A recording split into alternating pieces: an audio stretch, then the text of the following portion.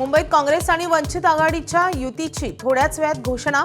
हर्षवर्धन सपकाळ आणि वंचित प्रदेशाध्यक्षांची महत्त्वाची पत्रकार परिषद। आता शरद पवार ठाकरेंच्या शिवसेनेशी जुळून घेणार का याची चर्चा।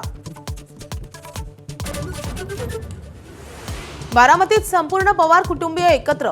उद्योगपती गौतम अदानींच्या हस्ते विद्या प्रतिष्ठानच्या शरद पवार AI संस्थेच्या इमारतीचं उद्घाटन।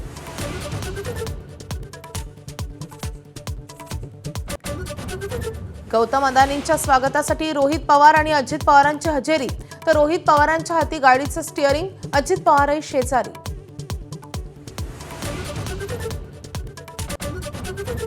शरद पवारांचा पक्ष फोडण्यात अदानींच्या भावाचा समावेश होता अशी माझी माहिती, संजय राऊतांचा खळबळजनक दावा। ठाकरे बंधूंच्या युतीत दोघेही दादर आणि प्रभादेवीच्या जागांसाठी आग्रही। मनसेकडून इच्छुकांची मनधरणी करण्याचा प्रयत्न सुरू।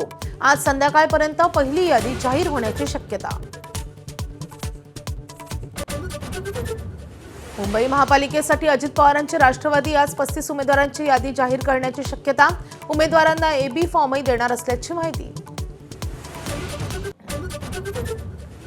रवींद्र धंगेकरांचा मुलगा अपक्ष निवडणूक लढवण्याच्या तयारीत। भाजपकडून धंगेकरांची कोंडी होत असल्याची चर्चा।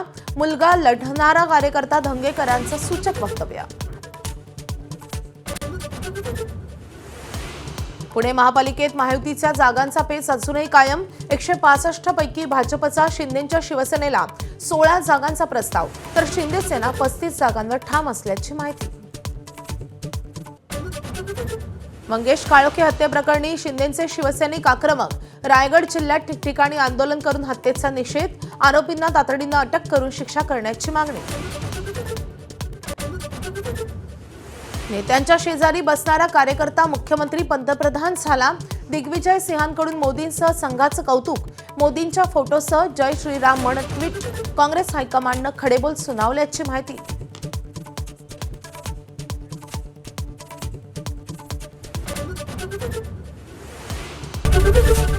ABP माझा, उघडा डोळे बघा नीट।